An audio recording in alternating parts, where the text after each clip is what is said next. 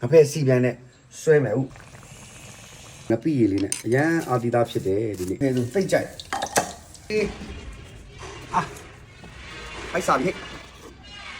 အ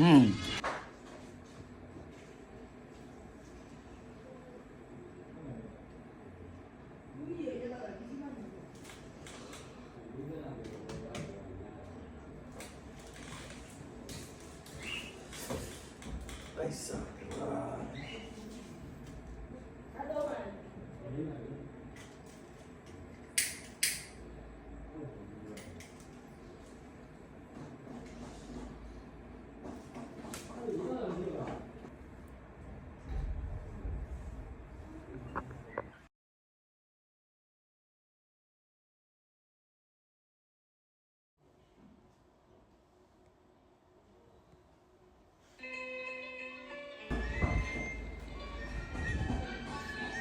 ကဲငါဖဲလေးတွေဗျာဒီမှာငါဖဲလေးတွေပေါက်လာတယ်ငါဖဲ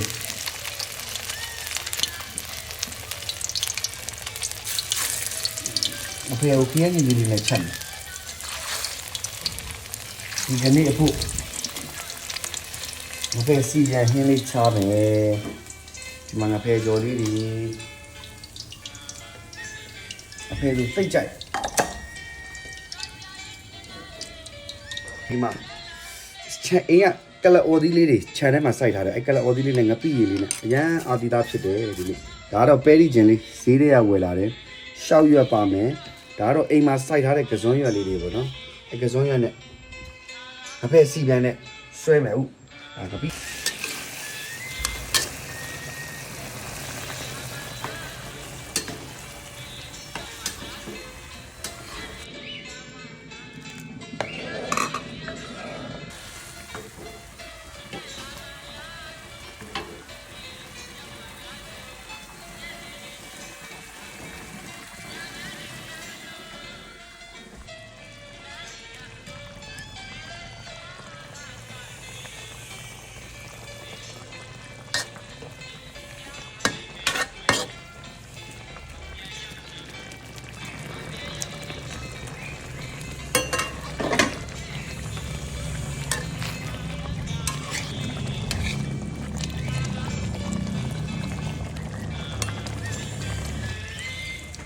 ကဲဟင်းတော့ရပြီ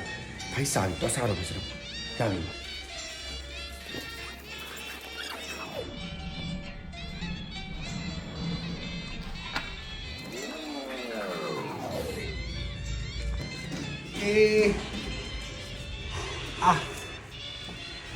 ဖိုက်စာပြီဟဲ့ငါဖဲဟင်းနဲ့ငါပြည့်ရင်နဲ့ပဲဟင်းနဲ့ဘာလို့သေးတော့အဲ့တော့ငါပြည့်ရင်စမ်းမယ်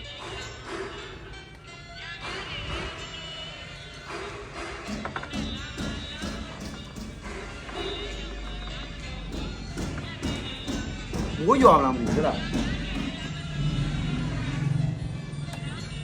ကြိုက်ဆုံးဟင်းနေတယ်မှာပါတယ်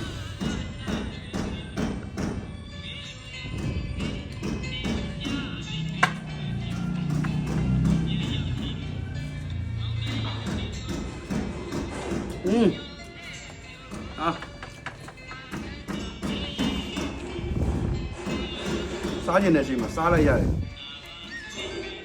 ဒီစုံရက်တွေဒါခြံထဲမှာစိုက်ထားတယ်စားကျင်တဲ့အချိန်မှာစားလိုက်ရတယ်သိကျင်တဲ့ဘုကောင်းဒီဘေးကအီးနော်စီးနော်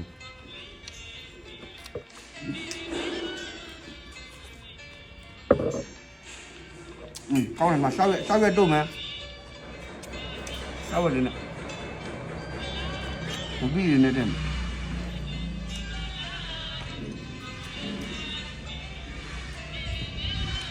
ကွက်ကောင်းမကောင်းမလေးမလက်ကုံမလေးကောင်းလေငါပဲဟင်းကဒီစောက်ရနဲ့လိုက်တာစောက်ရရဲ့ကလေးရဲ့အလိုက်ဆုံးမပဲလေဒါတော့မပါမဖြစ်တိုက်တော့ပရိုတင်းလေးရအောင်လေ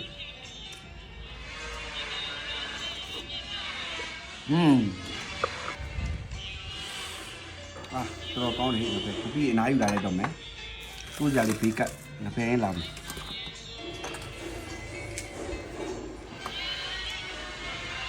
โอเค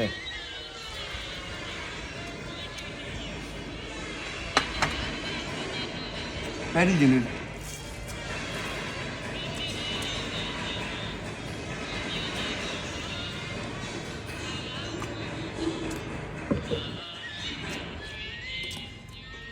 ကောင်းမယ်လေဒီ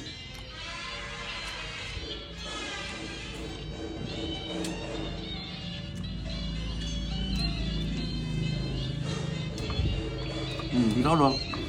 ပြီးမထဲဘူးငါပဲနင်းနေပဲဟေး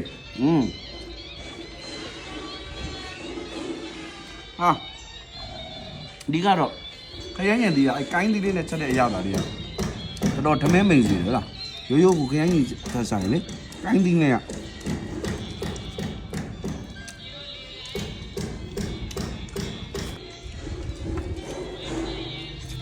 အဲ့ဘိုင်းချက်ကြတယ်ချားလူတွေအဲ့တော့ဒီမှာတော့ဒါလေးချက်တယ်အဲ့တော့သမင်းစားလို့အရန်ကောင်းတယ်ရ